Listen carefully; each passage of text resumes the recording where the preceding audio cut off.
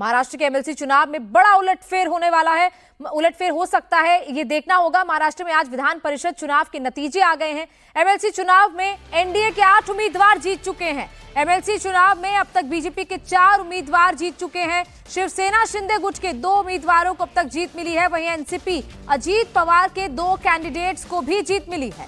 विधान परिषद चुनाव में कांग्रेस के भी 1 उम्मीदवार को जीत मिली है। आपको लेटेस्ट अपडेट हम दे रहे हैं। एमएलसी चुनाव में अजीत पवार कैंप भारी पड़ रहा है। चुनाव की काउंटिंग शुरू होने के कुछ ही समय बाद अजीत पवार के गुट ने जश्न मनाना शुरू कर दिया। बीजेपी के 4 उम्मीदवारों को जीत के कोटा से ज्यादा वोट मिले।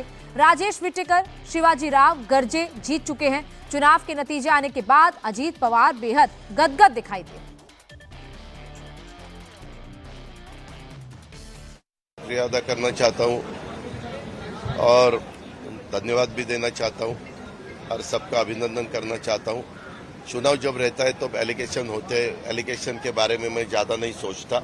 अपना काम करने का, विकास करने का और विकास के रास्ते से आगे जाने का। सभी विधायकों को साथ में रखना एक सबसे बड़ा चुनौती नहीं रे बाबा, ऐसा कुछ नहीं। ये पहला चुनाव नहीं। आप देखो 2 साल पहले जो चुनाव था तब हम सब एक थे, पूरी राष्ट्रवादी एक थी। तब भी हम ट्राइडन में रुके थे। आपको पता है क्या किसको वोट करने का है? क्योंकि हमारे भी 2 कैंडिडेट थे, तो 1 नंबर किसको देना, 2 नंबर किसको देना, ऐसा सब देखना पड़ता है और सबको मिलने के लिए वो हमें ठीक लगता है। बार-बार कहा जाता था कि आपके विधायक शरद गुट के संपर्क में हैं। हम जरूर उसके वैसा ही हमारी कोशिश रहेगी। महायुति का विधानसभा में भी ऐसा ही यश मिलना चाहिए, ऐसी सफलता मिलनी चाहिए। इसीलिए हम पूरे जान लगा के काम करेंगे। हमारे साथ मुंबई से समीर फिर से लाइव जुड़ चुके हैं। समीर, लोकसभा चुनाव में तो महायुति बहुत खास कमाल नहीं कर पाया, जैसी उम्मीद वो लोग कर रहे थे। महाविकास अघाड़ी भारी पड़ गया था, लेकिन इस बार कहीं ना कहीं एनडीए भारी पड़ता दिख रहा है। अजीत पवार की खुशी वो बता रही है। एमएलसी चुनाव में जो इस वक्त जीत मिली है उससे बेहद खुश दिखाई दे रहे हैं, लेकिन विधानसभा चुनाव में आपको लग रहा है कि नतीजों का कुछ असर पड़ेगा? बिल्कुल गोनिका, जिस तरीके के हम फिलहाल चित्र देख रहे हैं, जिस तरह की तस्वीर दिख रही है, उसमें महायुति को पूरी तरह से जीत मिली हुई है।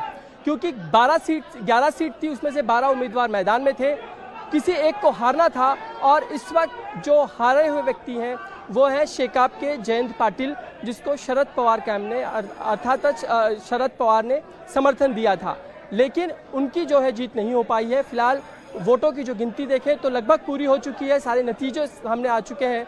उसमें हम देखें तो बीजेपी के सारे जो 5 कैंडिडेट्स थे वो सभी के सभी आराम से बिना किसी परेशानी के वो जीत चुके हैं। अजीत पवार, जिनको खासकर समझा जा रहा था कि कहीं ना कहीं शरद पवार के चलते अजीत पवार कैंप में सेंध लगाई जा सकती है और वहाँ के कुछ जो एमएलए हैं वो क्रॉस वोटिंग करके जयंत पाटिल के खेमे में आ सकते हैं, जयंत पाटिल को मिल सकता है, उनकी जीत हो सकती है। लेकिन ऐसा कुछ नहीं हुआ। जितनी उनकी संख्या थी उससे ज़्यादा ही वोट उनको मिले, क्योंकि शिवाजी राव गर्जे और राजेश विटेकर, इनको जो फर्स्ट प्रेफरेंस के वोट है वो मिले हुए हैं। यानी कि 24 वोट जो है राजेश विटेकर को, 23 का कोटा था, 24 मिला, 1 ज़्यादा, और शिवाजी राव गर्जे को भी 23 वोट मिले हैं फर्स्ट प्रेफरेंस के। इसीलिए महायुति के तीनों ही नेताओं ने बैठकर जो गणित बिठाने की जरूरत थी, खासकर हमें गोनिका ये भी समझना होगा कि जो विधान परिषद के चुनाव होते हैं उसमें सारा कुछ खेल होता है वो गणित का होता है, फर्स्ट और सेकंड प्रेफरेंस का होता है। इनके पास संख्या थी, कुछ वोट बिल्कुल कम हो रहे थे, लेकिन जो गणित बिठाना था उसमें महायुति जो है वो सफल हुई है। अभी इसी सफलता का जो धागा है वो अगले आने वाले विधानसभा चुनाव तक भी इन नेताओं को ले जाना है। इसीलिए जो फिलहाल हम घोषणाएं देख रहे हैं, इसलिए हमें जो यहाँ पे एक जल्लोष नजर आ रहा है, एक जो उत्साह नजर आ रहा है, उसे बरकरार रखना और विधानसभा चुनाव तक ले जाना 3 नेताओं के हाथ में। उसमें एकनाथ शिंदे मुख्यमंत्री, उप मुख्यमंत्री देवेंद्र फडणवीस और अजीत पवार, इन तीनों ही नेताओं के हाथ में है। इसीलिए जो कुछ उन पर एक बात चल रही थी कि कहीं ना कहीं महाविकास आघाड़ी ओर से सेंध लगाई जा सकती है और सारा का सारा उलटफेर हो सकता है, लेकिन वो कोई उलटफेर नहीं हुआ। लेकिन ये तो पासा ही उल्टा पड़ गया समीर। क्रॉस वोटिंग तो हुई है, क्रॉस वोटिंग शरद पवार के कैंप की तरफ से हुई है।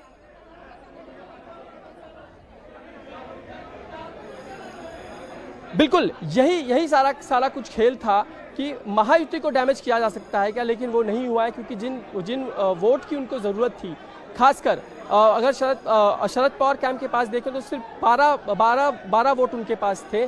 लेकिन उनके जो उम्मीदवार हैं उनको जब अभी की जो हाल की जो आंकड़ा था उसमें 8 से ज़्यादा वोट जो है सिर्फ इनको मिले थे, जयंत पाटिल को। इसीलिए बाकी के जो वोट है वो कहीं ना कहीं क्रॉस वोट कर गए क्या, इसका भी कैलकुलेशन अभी आना बाकी है गोनिका, क्योंकि पूरे जब तक वोट कैलकुलेट नहीं हो जाते, सेकंड प्रेफरेंस पता नहीं चल जाता, उसमें किसी नतीजे पे इस वक्त नहीं पहुंचा सकते कि सारा का सारा कैलकुलेशन का खेल है। देखिए तो जानकारी भी सामने आ रही है कि कांग्रेस के कुछ विधायकों ने क्रॉस वोटिंग की है, ये तो तय है। कितने विधायकों ने किया, किसकी कुछ जानकारी मिल पा रही है समीर?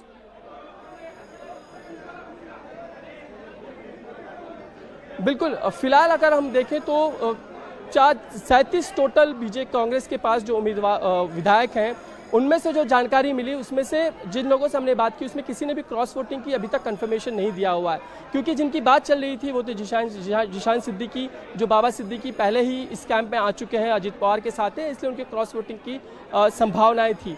साथ ही बात चल रही थी हिरामन खोसकर की, उन्होंने सुबह में स्पष्ट कह दिया कि वो कहीं से भी महायुति के साथ नहीं जाएंगे, वो महाविकास आघाड़ी के साथ बने रहेंगे।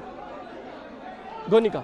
समीर, अब कितना कॉन्फिडेंस बूस्ट हुआ है महायुति का, खासतौर पर विधानसभा चुनाव के लिए, क्योंकि जिस तरीके से मायूसी महायुति में देखने को मिल रही थी, बैठकों का दौर भी चल रहा था। कल भी हम देख रहे थे कि एकनाथ शिंदे कुछ भी रिस्क नहीं लेना चाहते थे। कल तमाम विधायकों के साथ उन्होंने बैठक भी की, कल देर रात वो बैठक हुई।